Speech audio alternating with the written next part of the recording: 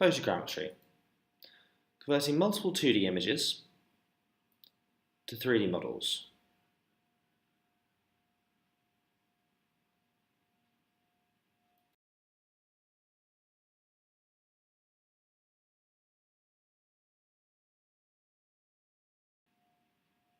What makes a good 3D model? And where can the issues arise?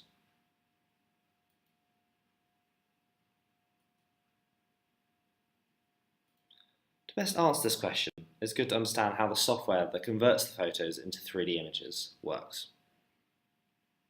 On each of the photos, the software makes common points it recognises in the image, and it uses an angle difference to calculate how far each point is away from each other. In doing so, it creates a triangulated map of your model. This is called a mesh. The most important principle when doing photogrammetry is that your 3D model is only going to be as good as the images you put into it. You'll want to have crisp in-focus pictures, and you'll want to get rid of images that are blurred by movement or that are not focused. To help this, try and remain as still as possible when taking photos. And do not use any flash photography.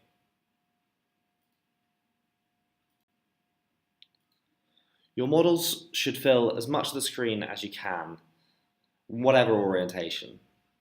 It doesn't matter if you switch between orientations, do it upside down, the computer will work it out. Just try and fill as much as you can to get as much detail as you can. But be careful, if you go too close or too far out, this can also confuse the software and lower your quality of your 3D models. The order of taking photos. You'll be doing 3 rotations, one on the horizontal, one looking down and one looking up at the model to catch all areas of it, and do roughly 5 to 10 degrees between each photograph. This will give you about 100 to 175 photos in total. A little more on photos. If you do have a complex object and you have a hard to see area or areas, take some extra photos that cover this area from different angles, and that'll help the software build a good 3D model. Some things to watch out for. If you've lost quality of your images, check for uploading and remember to delete the blurry ones. You'll find that the software will struggle with very plain objects. To compensate for this, take either lots and lots of photos, or you might have to accept that it might not be as good as you'd hope, but generally it should be able to do a really good job.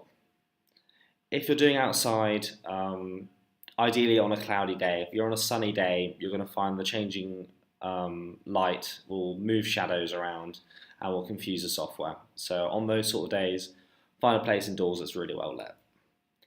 Very thin areas of objects, the software struggles more here as it's harder for it to triangulate.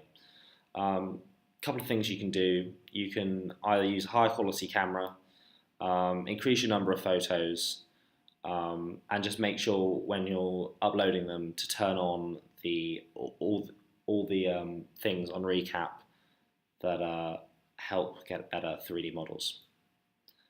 And one last thing, poorly lit rooms are very bad for creating 3D models, as the software won't be able to pick up where things are in the image.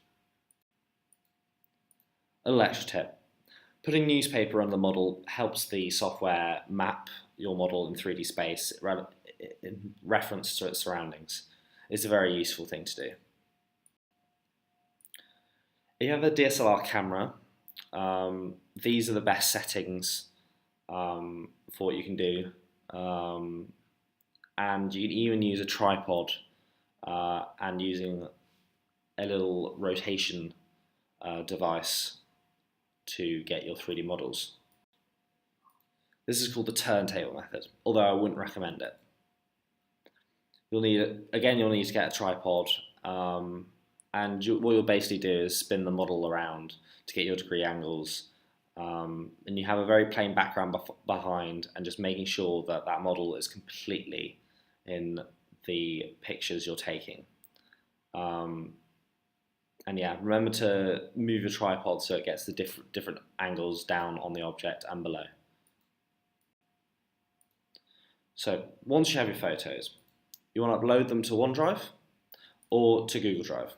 And this is where you can then move it onto the computer and start creating your 3D models.